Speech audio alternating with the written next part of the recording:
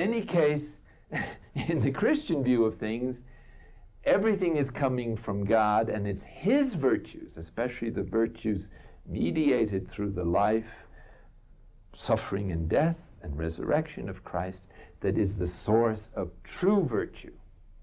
And this is what begins to be infused into us as fast as our attachment to the false self-system diminishes or is dismantled. So our work is really the dismantling of the obstacles in us that prevents the free flow of this genuine energy that is trying to transform us and flood us with the maximum degree of divine life that we can possibly receive. And if necessary, God will enlarge your capacity so you can receive more. This is the project that is revealed to us in Paul when he speaks about the mystery which has been hidden from all ages in Christ, which is our union with Him. In any case, we're speaking here of what happens when the sacred word, over a long period of time of daily practice, reduces our ordinary flow of thoughts to some degree of silence and manageability. This means that we're spending more time, and the habit of doing this increases the time, at the depths of the river of our being instead of on the surface level of our consciousness. Using another image, the sacred word is like opening your hand to let go of something. That's its purpose, to let go of every thought. So it's just a reminder of that attitude of letting go. When that attitude has been thoroughly developed, so that one has a habit of letting go rather promptly of every thought, impression, perception that comes down the screen of consciousness, then you enter into what that 14th century mystic called the cloud of unknowing.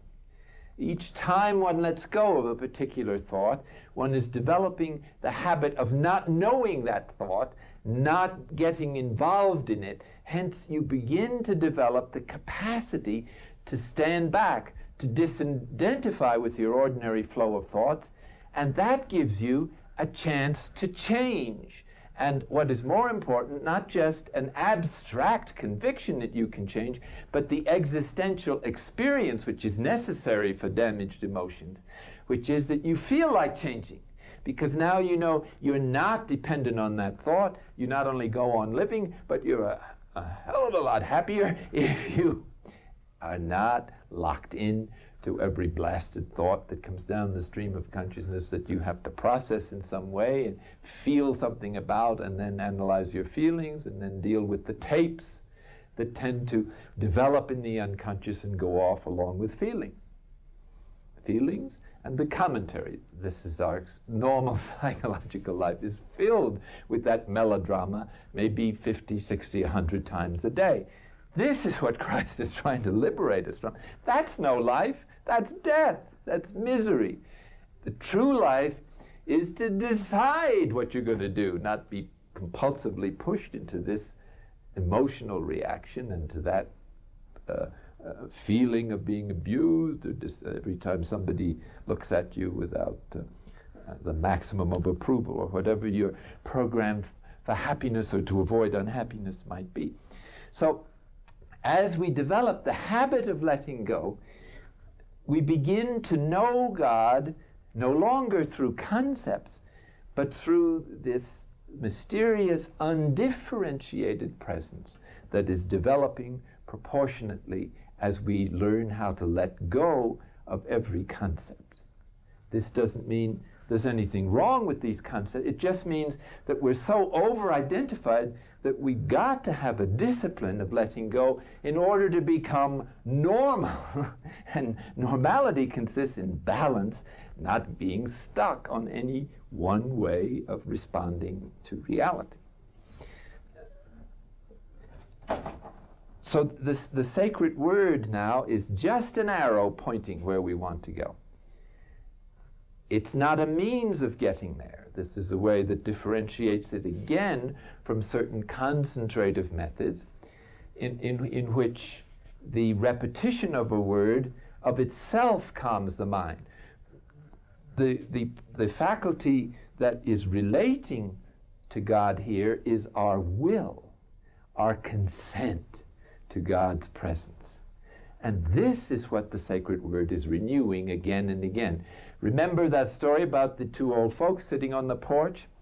Well, once in a while an airplane goes overhead, and they're distracted a moment, then they go back to looking at the sunset and holding hands, or maybe if they are holding hands, one will the other will give a little squeeze just to indicate their apologies for having been distracted by that airplane. And they return to their original intention to share their mutual presence together and enjoy it. Enjoy each other. That's all you're doing. That is being developed in the centering prayer practice. The capacity to linger in the presence of God and like it. And this is an acquired taste given our present situation. So that one is constantly going to be attracted again and again by some flashy boat that comes down the screen of consciousness and takes our attention away from the sacred word. Now we want to get on that boat to see what's in the hold, and as soon as we do, we're stuck and we go downstream and lose our poise and our and the depth of our interview with God. What do you do then? You get off the boat and start over. There's going to be an enormous amount of starting over. Because remember, we're just learning how to do this thing, and we will keep getting on the wrong boats again and again. But with practice and realizing how distressing it is to lose touch with that delightful presence when it's the object of your focus, interior focus, you begin to learn how to let go promptly, more and more promptly, of the attraction towards those thoughts. For instance, when we're quiet, when the mind is quiet, and our little boat here, which we've sailed, so to speak, on the surface of our mind in the imagination, very gently floating it, almost like a child floating a paper boat in the bathtub,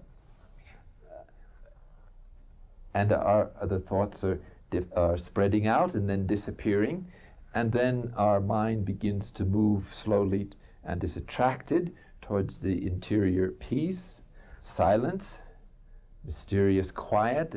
There's no word to describe it because it's beyond words, images, and concepts. It's a sense of God's presence or of peace, or there's any number of ways in which this spiritual experiences impresses itself upon us. And then while we're enjoying this in some degree, along comes some flashy boat that appeals to our emotions or our curiosity. Now, whenever that happens, you immediately experience a sticky sensation. And that you can't quite let go of it. You'd like to get rid of it, but there's a certain fascination. And some negative thoughts are this way. Even though we know they're going to be painful, we can't let them go. Certain self-destructive tendencies in us that like to look at things that make us miserable. I don't know why, but that's the way it is. So anyway, when that happens, then by returning to the sacred word, our attention, which doesn't always mean to say it explicitly or in an articulated way, if one is in a fairly deep place, you don't have to return all the way to the surface of your consciousness in order to open your hand and let go of that flashy boat. Just the memory of the sacred word or the beginning of a movement towards the sacred word is often enough to be able to allow the attractiveness of interior silence to take over again and restore that presence, that watching the sunset together, that holding hands, that resting in God's lap, that embrace, that interpenetration of spirits, however you might in general conceive it, although during prayer is not the time to conceive of anything or reflect of it. So in choosing a sacred word, it's important not to choose one that sets off your memory bank by the association of ideas. Whether it is a sacred word in itself or not, like the holy name, it's in this context, it is being used primarily as a pointer as to where you want to go and as a reaffirmation of one's original intention of spending this heavy date, this interview, this encounter, this sharing of presences with God during the parameters of this particular time.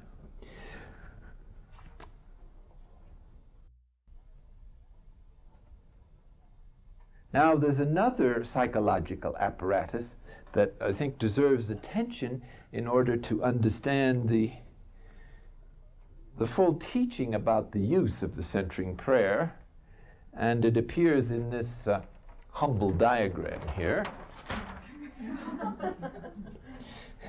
There is something in the human brain research moving so fast I can't affirm that they still hold this, but there's some little gland at the base of the brain which acts as a kind of receptionist. That is to say, it regulates what particular moment of consciousness you have. And this is affected, of course, naturally by the fact that all the bodily processes don't really come to consciousness, although they're being recorded in the memory bank of the brain. Absolutely every experience is.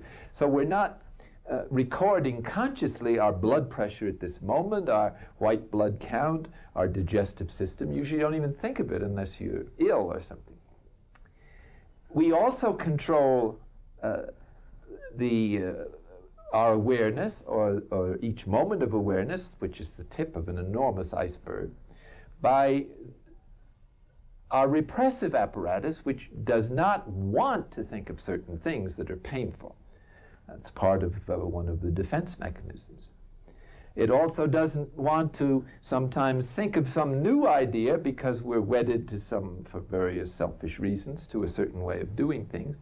And like the apostles, when Jesus told them about his death, they didn't want to hear it, so it just didn't come to their awareness. The scripture says their minds were a perfect blank. A perfect description of the power of this receptionist to black out reality if you don't want to perceive it. So also the will and the reason can give certain instructions to the receptionist not to think of certain things today, or to think of certain particular things, such as you're now paying attention to my conference, and this was ordered by your executive faculties of reason and will. And the receptionist noted that in her little journal, and so you're giving me your complete attention, okay? Hopefully. Now here she is, the receptionist. There are two flower pots, and like a receptionist at a dental office or something, the receptionist determines who comes in to the office of the doctor. So the receptionist in the brain determines what clients, what impressions normally come to our awareness. Now here's the chief executive, here's the receptionist. Now in centering prayer, here's what happens. We send the receptionist out for a coffee break. That is to say, we adopt a totally receptive apparatus approach. Now what happens?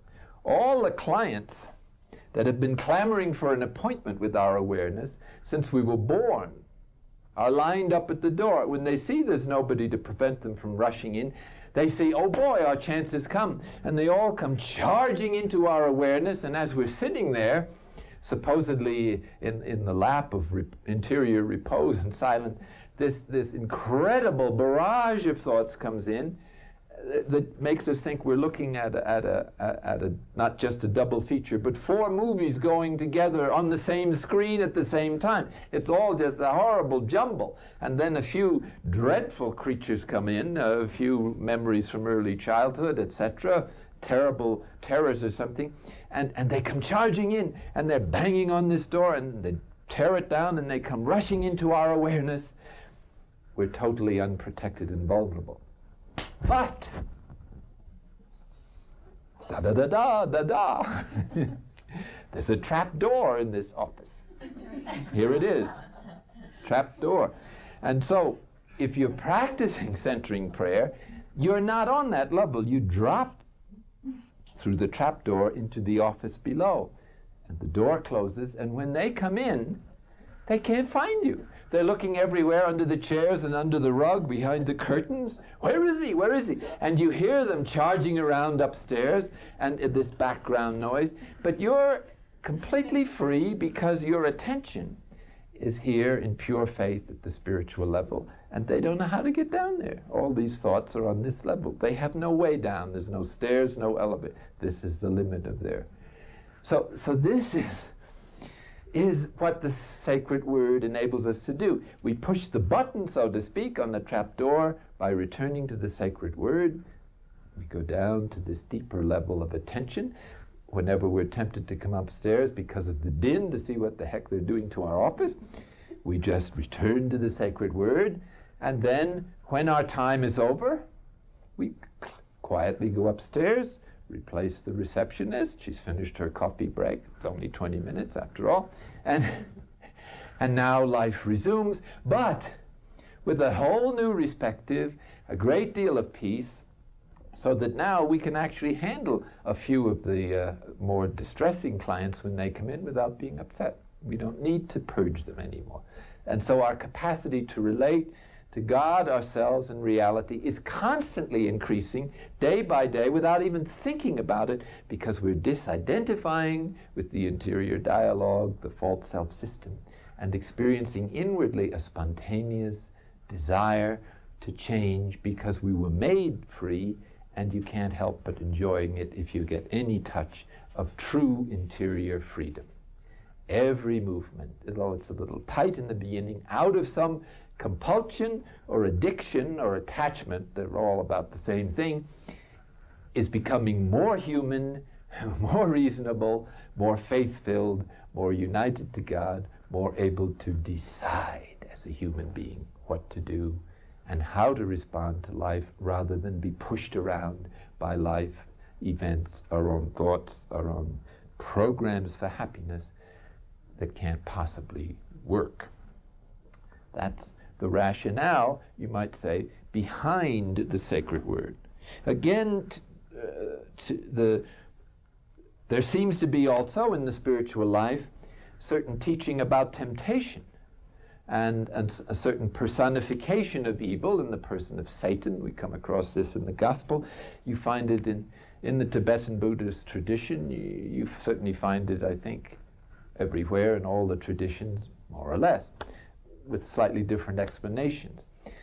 The chief activity of this malignant power, which seems to have some kind of capacity to make more trouble for us than we already have provided for ourselves. Chief activity of temptation, and we will go into that later when we observe a paradigm of the spiritual journey in the Christian life, and which is conceptualized precisely with the background of various levels of temptation rather than levels of consciousness. Different ways of presenting the spiritual journey, and they all sort of enlarge your view of it and are enriching. But anyway, the temptation then is simply activates those vulnerable areas that are most tender. And it's hard to attribute that to ourselves all the time. Most of the time it is ourselves and various unconscious forces that we're perhaps projecting on a malignant spirit because we're not prepared to blame ourselves, which is the true cause yet. But as one grows in humility, even after one is humble enough to recognize that most of our emotional problems are not somebody else's fault, but are our own problem because of our attachments to some emotional program that's constantly being frustrated. Even after that, there still is at times a certain urgency or force or length of time to certain temptations that suggest that some evil power has some capacity, at least, to stir up trouble or to make our normal problems worse than they are already. So those are three factors that sometimes arise, three psychological factors in the spiritual journey, namely the receptionist, the repressive apparatus, and the temptor. And none of them can really do us any harm if we are practicing faithfully our prayer. And in actual fact, all those factors, insofar as they are deleterious, are weakening day after day as one learns to enter into the cloud of unknowing when one goes into one's prayer, which enables one to know God in a wholly new way.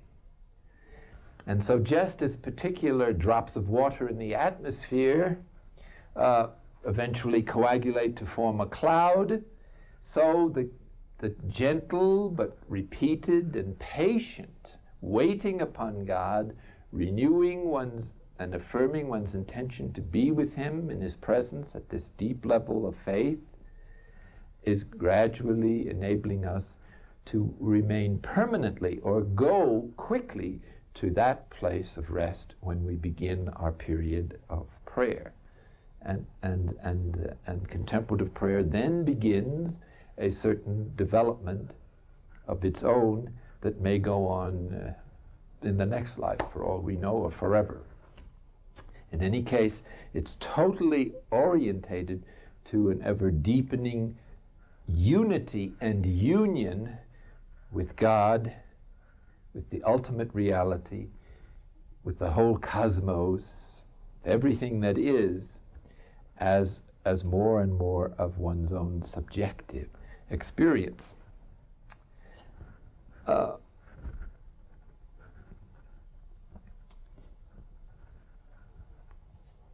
I'd like to conclude today with this little story about letting go. Letting go is probably the most difficult practice in the spiritual journey. And we don't even know what it is until you've struggled a long time and made many mistakes. And it really means letting go. Here I am.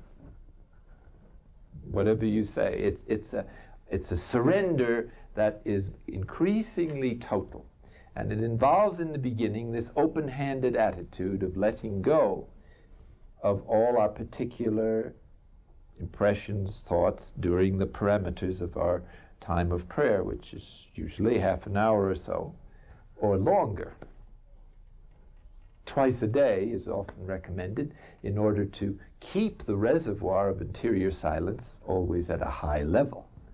At 4 o'clock in the afternoon, our morning prayer may have been pretty well drained by trying to cope with the ups and downs of the rest of the day. In any case, the attitude of surrender to God is the basic disposition in this prayer. And it's concretized in consenting to His presence, which is a specifically human activity, and more specifically, it's the activity of true love. Not romance only. True love is self-surrender. If that isn't present, it's not true love. Now, to open to God will take us several years to really establish that openness.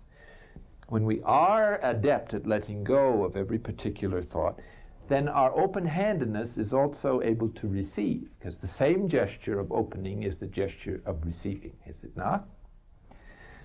So now as the divine light, life and love is poured into us in ever increasing portions, because there's more space, more room, if you want to be spatial about this thing, at least the free flow of energy is now greatly rectified by the unloading of the unconscious day by day, which is part of the dynamic of centering prayer and the contemplative dimension of the gospel.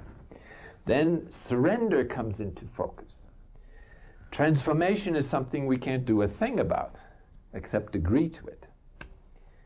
This is wholly the work of the divine message, light, gift. But what we can do is let go and consent, especially in the time of prayer. And then this perspective on reality enables us to make that kind of judgment in active life which knows when to accept the situation and when to do something about it. These are not quite the same thing. We usually want to do something about reality if it's painful. The first thing we should do is accept the fact that it is. Then you decide what to do with it. But that kind of spiritual poise takes a little time to develop. And so here's an example of the disposition of trust. And this is really what is meant, I think, or one way of expressing what faith in Jesus really means from the point of view of content, action in the gospel. This is a story about a fire. This family home is being demolished, a 2-story house, and everybody successfully gets out except this youngster, maybe 8 or 9, who is trapped in the upstairs room. And he can't go back, he can't get out of the house, and now it's too late for the distraught father or mother to get into the house to rescue him. So they go to the window under which they go to the place under his window and look up frantically, and they can see his silhouette against the flames behind him, which are gradually getting closer and closer. And so he climbs out on the windowsill, screaming, "Help!" And he calls out, "Daddy, Daddy, help, save me." And his father calls up to him and says, "Jump! I'll catch you." And this youngster looks down, and he can, the smoke is in his eyes, and there's a smoke screen below. He can't see his father, so he doesn't know where to jump. And so he cries out in desperation, "But Daddy, I can't jump. I can't see you." And his daddy yells up, "But I see you. Jump." And so, gathering up his courage and feeling the flames licking at his back, closes his eyes and steps off the windowsill into space. Of course, the father catches him in his arms and he's perfectly safe. There's no danger of his ever missing him. But notice that that's a parable of our bodily life. Our house is burning down. Our bodily energy is being consumed. You can't go back in the house for salvation. What's the choice? And yet, we delay on the windowsill. When, if we just stepped out, there's no danger that this God of ours will miss the catch. And so in our centering prayer, this is the attitude that we are assuming. We're letting go of our false self, our defenses, our self-image, our worldview for this specific time. It's a discipline, and yet at the same time, it's a way of deepening our relationship, our capacity to listen, or our capacity to see with the eyes of faith. And as that wonderful disposition of trust grows, then whatever turns up from the unconscious is not going to bother us too much, and our psychological state, whether it is consoled or desolate or anguished or peaceful, is simply part of the interior dialogue that we ignore, or part of the evacuation process that we allow to happen.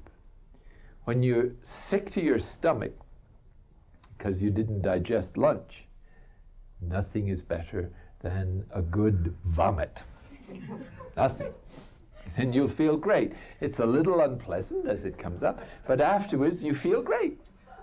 Similarly, the unloading of the unconscious, our psychological evacuation process, is very uncomfortable as it emerges. But the fact that it passes through your awareness means it's on the way out, it's gone forever. And that means you have more space to enter, for God to enter with his light, life, and love. And so to learn how to put up with that unloading process is great wisdom indeed. You could hardly spend your time any better, even though while it's happening, you think it's the end of the world. It isn't. It's simply the healing process. And it's facilitating our growth. With that idea then, let us, when we enter into centering prayer, consent to God's presence and surrender our entire perceptive apparatus into this process of unknowing, so that the knowledge and perception of the true self may rise into consciousness, and we can begin to live out of that presence rather than out of the narrow, confined straitjacket of the false self with its programs for happiness that can't possibly work.